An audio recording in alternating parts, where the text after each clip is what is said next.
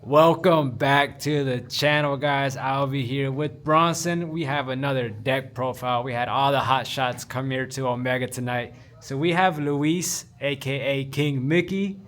He went out to the LCQ and he won his pod. So we thought it'd be sick if he showed us his deck, because that's not an easy feat.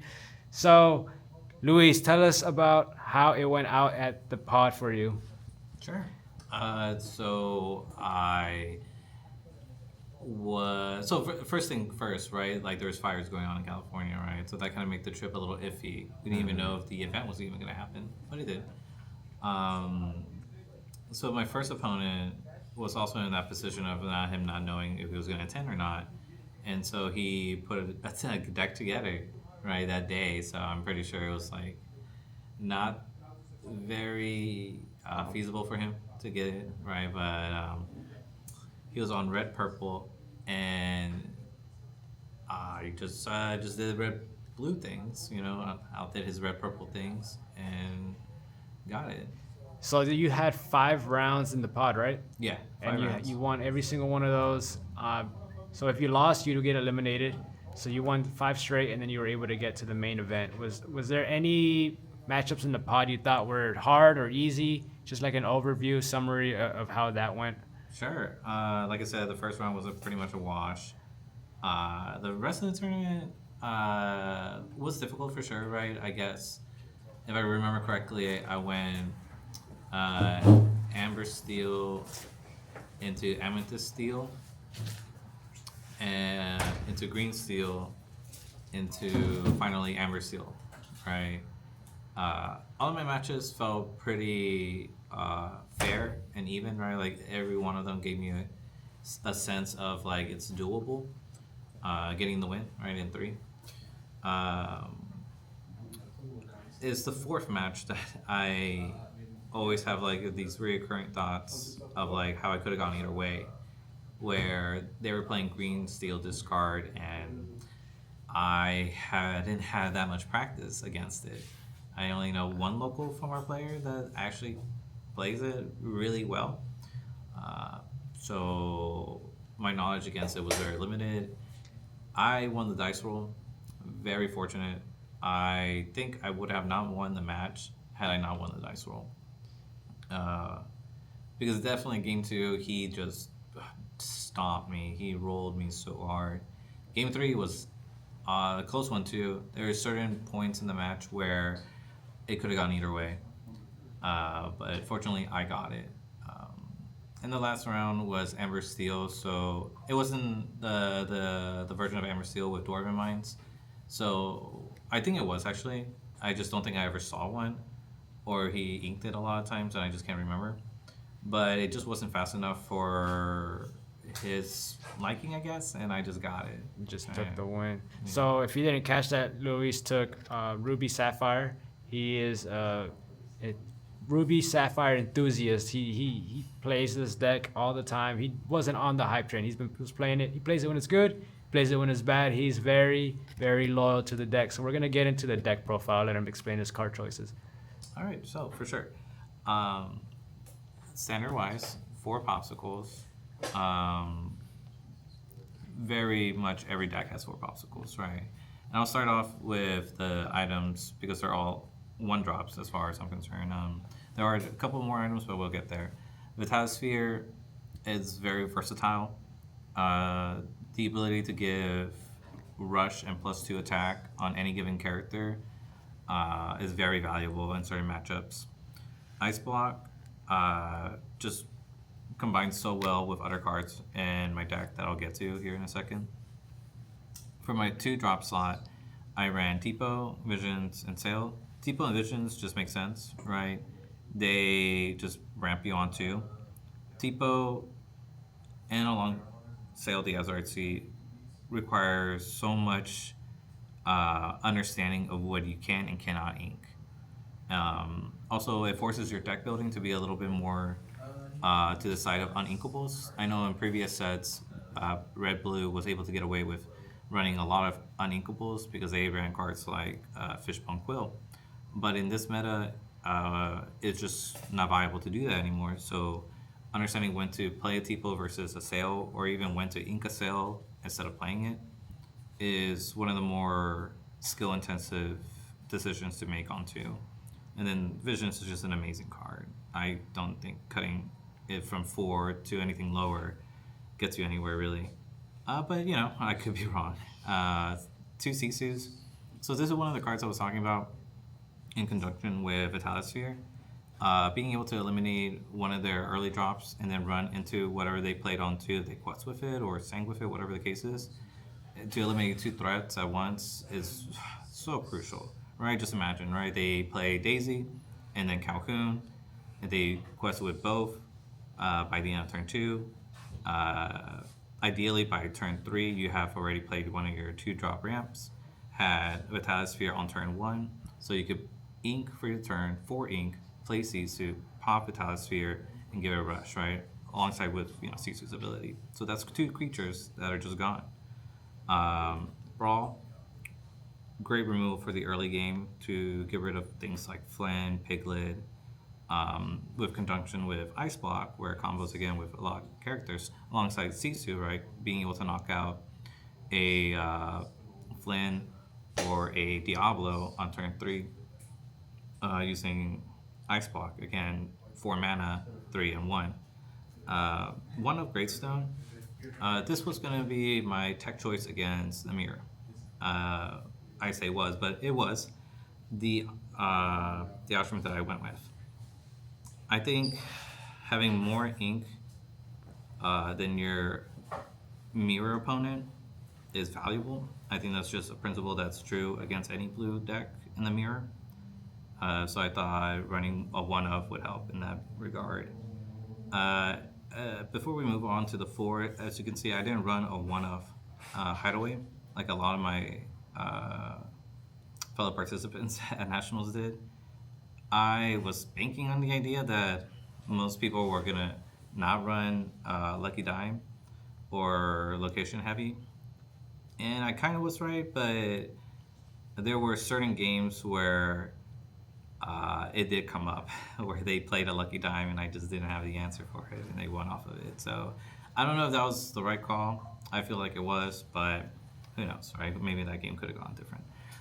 So 4 Hirams, standard if you're going to run the item package, 3 Grandmas, and 3 How Far It Goes. 3 or 4 Grandmas is typically the answer, right? I don't think going any lower does you any good. But the 4th one I think is a player choice. I don't think it's wrong to play 4th Grandma. 3 How Far It Goes. I love this card. It's so great. I wish it wasn't uninkable, but it is. And right now I'm playing 2, and I feel like I should come back to the 3. So I think 3 is correct. 2 Mauis. I think 3 is also not wrong, but for my list, I went with 2. It deals with so many things, locations, smaller creatures. It even sings How Far I'll Go. So very good. Especially if you are facing against a library, you could pop a Vitalisphere on 6 for Maui and Vitalisphere to get rid of the library.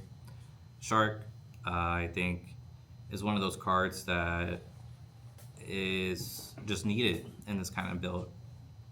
Being able to ramp on 2, then ramp on 3, and then hit Shark on 4 against a lot of non-red, non-steel decks. I mean, not even red. I mean, I guess blue or green and steel can get rid of him pretty early. Sure, but we're talking about turn 4 here, so at least you get 1 turn to trigger him. Pirate's Life. I have moved up on this card in my current build. I think it is a fantastic card. I think it gives you so much leeway towards the end of the game to help you stabilize and try to maintain that lead. 1 Medusa. I was originally going to run none, but I was convinced otherwise to run it, and it really did come in play. I kind of wish I played was playing too. And then another Power Slide, so you'll be able to sing her with her. Conjunction with Ice Block, again, great combo there to get rid of Lawrence's. 3 pre-preps. This is where a little point of contingency will come up, right? I am in favor of 2 pre-preps right now and 8 Sisus. But for the tournament, I went 3 and 3. I just felt like having 3 cards of each option was just to give me more of a chance to better the odds, right? Like against mirror matches, I want to see the beer preps. Against aggro, I want to see the Sisu. So I just 50-50 it, to be honest with you. And it worked out for me, so, you know, I can't complain. 1 of Lucky Dime, down from 2. My current build, I don't even run 1. It did its job. There's so many matches in the LCQ and in Nationals that I probably would have not won had I not had Lucky Dime on the field. Sisu, amazing card. The fact that it can even shift onto one of the smaller Sisus came up a lot, and very very game winning. You know, it's one of those cards that just pushes you to the lead heavily. 4 Tamatoas. Around the time that LCQ and Nationals were going on, a lot of people were talking about cutting Tamatoa from 4 to 3 to 2. Some even not running any. I really thought that was wrong. If most of the field was going to be mirror, which it turned out to be, then Tamatoa was obviously the play, right? It's another threat, another bomb, something they have to get rid of alongside like Half Shark, right? And speaking about the final threat, Maleficent, not only is she a threat on her own, but she takes care of another threat. So it felt weird not to play 4, so I played 4. I kind of don't think that way anymore. I think 3 is more correct to give you more room to mess around in your middle range. Cool. So, very, very competitive build. Seems like he kind of teched into the meta at the competition. That's why the deck is kind of laid out this way, because he's since has made changes to the deck, but he was still nice enough to pull out the original list. So he won his pod, but then he also played the main event. So we're gonna ask you a little bit more about the actual Continental event. Okay. Were there any matchups that stood out to you, or give us kind of like a brief overview of how your day went? Sure. I actually can't remember most of my day. It was just so much stress. I just played in the LCQ 5 rounds and I had to win all of that, and that was stressful. And then game 1, I apologize. I don't remember his name. I don't remember any of my opponent's names, except for one, and I'll get to that. But he was one of the lucky few people to win a Golden Mickey, not only once but twice. Right? That's insane. Yeah, he was an insane player. He was playing Green Steel discard. I won the dice roll, but the tournament was a best of 2 format, so it didn't really matter to me. And so I went first because I feel like if the game went long, I'd rather just have 1 game win instead of like trying to finish a second game in time, right? And that's when I found out he was on Green Steel. Great player. Had I played any sloppier or not tight, he would have gotten it for sure, right? Like I had to just play out of my mind just to even get 1 win in that match. So and he got the other one, so it's a tie, right? Game 2, can't tell you. Can't remember it. Game 3, I lost. I remember that. I can remember my losses. It was against the Mirror. He got game 1, but we went to turns and we weren't able to finish the game. So because of the crazy rules that they were implementing at Nationals, I was kind of afraid to just give him the win, right? So I did it, and we just left it at that. So he got 3 points and I got none. And so my 4th round opponent was a good friend of mine who also went to California to try for the LCQ and got through with me, right? His name is Justin with a Z. Excellent player. I wish we didn't have to play each other, and we held to our integrity and just played the game out, and it was a draw.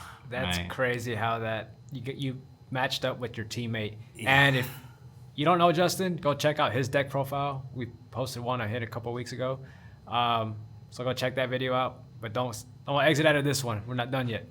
So that was match 4, round 4. Match 5. Match 5 was one of my wins. That's right. It was against the mirror, and I was pretty stoked about that. He was even on the play too, so I was winning on the draw against the mirror. Fantastic, right? Second game, he conceded to me. He had lower points than me, and he didn't want to take the chance of the Elsa Palace away from me. So he conceded, and I was very thankful and very grateful for him. That's cool. Big shout out to my 5th round opponent. If anyone can find him, please, I give him all the thanks. My 6th round opponent was against Amethyst Steel. I can't remember how that went in game 1, but in game 2, we were both fatigued at this point, and we were making like clumsy mistakes. We had to call the judge like twice, right? Just dumb rulings altogether. But I got the win on that one, right? So now my record at that point is 2-2-2, right? And after doing the math, all I had to do was get one more win, and I'd be locked in top 32 for an Elsa's Palace, right? And so my last round opponent was what I did not expect. I got matched up with Blue Purple. Did not expect to see that at Nationals, but here we are. And I Watch what you say about Blue Purple around me, bro. no, like it's a great deck. I really enjoy it. I just I misplayed so hard, and that's the thing, right? Like I will always remember that misplay. I just didn't knock out a library when I could have, allowing them to draw an additional card off their Diablo, when I had the option to take out the library first. So because of that, he was able to keep an extra. He was able to play an extra character, and I didn't draw into mass board wipe, and he was at 18, so he just quested out and won from there. And I was on the play, so when he was on the play, he just was able to ramp out a lot quicker, play genies, and I just didn't find the answers in time, and he got it, right? So I winded up going. I apologize. I think I said 2-2-2. It should have been 2-1-3, right? Because my record winded up being 2-2-3. Okay. Right. So, I mean, it put me at 58th, right? Out of 128, 126. I forget the final number. I know some people decided not to show up or just couldn't participate for one reason or the other. And I know that number is even smaller because of all the disqualifications that occurred. But I don't know too much about that. I was just really focused in my games, really just trying to just succeed as much as I could. And I think I did the best I could. Man, you held up at the highest level, so congratulations, Luis. Bronson, do you have any questions you want to ask our man over here? Just one last question. At the end of your pod win, when you secured the victory, how did you feel? God. So setting up for the final match, I find my seat right on melee, go to my seat, and I see my opponent, and I've seen him throughout the final rounds of the LCQ because they put you right next to each other, right? Because the numbers are dwindling, right? And they need the tables, I guess. And I knew he was going to be on Ember Steel, right? And I'm sure he knew I was going to be on Red Blue. So I had that in mind for Mulligan. We sit down, and you realize that everybody around you are also on their 5th round, right? Like everybody's been there, won 4 games. They're all playing out of their minds, right, at this point. All tired, all stressed. And as we're sitting down, right, you don't see anybody really around you, right? It's just like everybody just getting ready to play. the judges come and they place a piece of paper with a QR code on the back, and they place it face down, and they say the winner of the match picks up the paper because that's going to be your instructions for nationals, right? Where to go and what time and what's up, right? So that's when it really hits me, right? That like, this is it. This is for all the marbles. So I go game 1. I think I lose the dice roll. So he's on the play, on the draw, and he's playing Amber Steel, very aggressive list. I don't think it's the traditional Diggy list, but I held up pretty well. Again, the Sisu Vitasphere combo really helped out. Pirate's Life as well. And I got it, right? So the game's over, and we're resetting the boards and everything, right? Shuffling our decks. And that's when I look up, right? And there's a sea of people just surrounding us, right? It's like we're in the middle, we're like the eye of the storm, right? Every contestant, right? Just all 32 of us, or 64 of us, just sitting there being observed by everybody, right? Like the whole entirety of the people there were just, watching the final games of everybody's pods. And you could hear just people going, woo, or like cheering or clapping, right? Every time somebody won a game, right? Because it's like, you're cheering on for your buddies, right? And so I look up, I'm like stunned, right? I'm kind of like a little camera shy, right? Like I am right now. A little like just deer in the headlights kind of moment, right? Where like you realize that there's thousands of eyes on you. And so I go to my opponent, I'm like, hey, have you noticed that we're like surrounded by people? And he goes up, and you could see his like face just change from like being focused, right, to just being like, oh shit, right? Like, yeah, this is happening, right? And I'm just like, all right, brother, just, this is our game, this is our match, right? Just lock in, right? We cannot be distracted by this, right? And he goes, yeah, you're right, right? Let's get back into it, right? Let's just, don't even look, right? So we don't, right? We just shuffle, pass our decks, cut, and the game goes. And I think he gets to either 18 or 19 lore before I'm starting to be able to control it back. And at that point, I knew it was coming. Like, I got the game in the bag. I'm like kind of just shaking a little bit. I'm trying to figure out like how to not lose, right, while trying to win. And yeah, it gets to the point where like I won, right? Like I did everything I needed to do, quested, drew, whatever. And I reached out for my fist, and we bumped fans, and then we shook hands, right? A little awkward thing there, but we fixed it. And he starts picking up his stuff, and I'm just there, just like, all my cards still out in the inkwell, my hands out here. I'm like trying to just keep myself composed, because I'm just, I did it, like it's so hard to really put into words just how amazing it was to feel that way, right? Just to accomplish something so hard and just get it done, and just doing it. And so I just sat there for a little bit, and then I grabbed the paper, started reading it, folded it up, started putting my things away, and I just got up. And then that's when I see all my friends out there, and they're just cheering for me, and I'm finally starting to hear everything, right? Like everything starts to make noise. Like I was just so lost in like the fact that I won and playing a game, and just realizing what it meant. That I guess I was just stuck in my own world. And once I got out, that's when it really hit me that I did it, right? And so they asked us to interview after that. But yeah, it was a crazy moment in my life. Something I didn't think would happen, but here we are, right? Congratulations. Congratulations, man. Very proud of you. So we appreciate you doing this deck profile for us on such short notice. Is there anybody you want to shout out or thank? Yeah, absolutely. I want to first shout out My mom, right? Great support. She helped me push through a lot of things.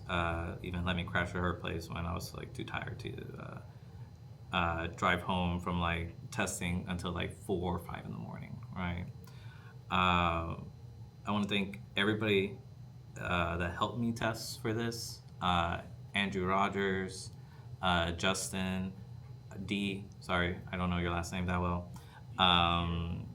Sean, again, don't know your last name very well.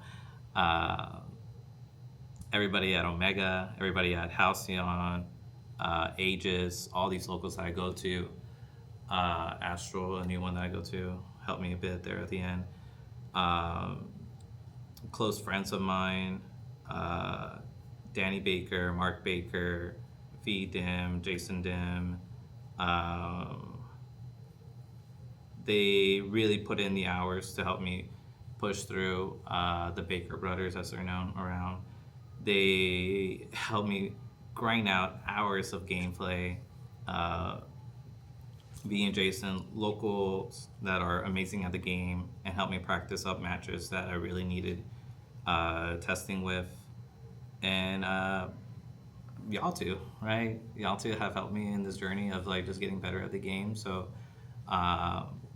if I miss anyone, I'm sorry, but I couldn't have done it without any of their help, support, and care. So this win is much as biggest for them as well as for me. Yeah, very sincere, super cool to hear. Do you have any social media or anything people can follow you at? I'm pretty sure I do. I guess it would be rude for me to not say that. As Alan mentioned before, Justin and I are teammates, and our team name is Inkstain. We do have a YouTube channel. If you want to check that out, that's cool.